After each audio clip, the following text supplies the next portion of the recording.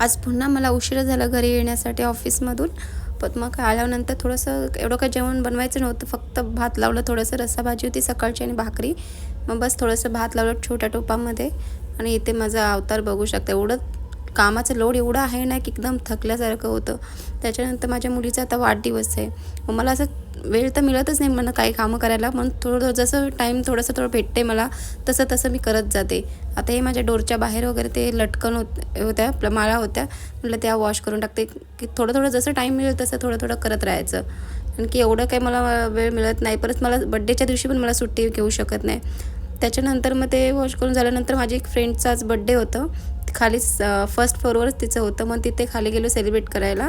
पहिलं विचारत होता केक आणायचा, नंतर असं समजलं 2 केक ऑलरेडी आणलेले आहेत. मग बस असंच खाली जाऊन थोडंसं छोटासा गिफ्ट घेऊन आली.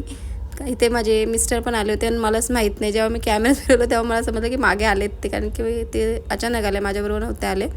आणि ही माझी फ्रेंड आहे सायली आणि हे त्यांचे मिस्टर आहेत. त्याच्यानंतर वरती आल्यानंतर बघ तर एकदम चेहरा खराब झाला होता आणि भरपूर दिवस झाले डायरेक्ट फेस पॅक पडला होता. भरपूर पावडर होती त्याच्यामध्ये, फक्त काय दही टाकलं आणि चेहऱ्याला लावलं आणि लावायचा प्रयत्न केला, पण ते काय मला जमेना व्यवस्थित, म्हणून आपलं परत बोटानेच लावलं हाताच्या. नंतर परत असं झालं की व्यवस्थित लागलं नाही, परत मी चम्मचने लावलं असं. पण ते असं बोलतात ना, आपण काय एवढं काही मला खास लावायला येत नाही, जसं तसं झालं. थोडंसं लावून घेतलं आणि इथे दाखवते कसं लावून झालं. नंतर फ्रेश होऊन आली बाहेर.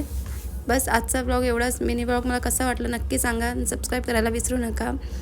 Bye bye, good night.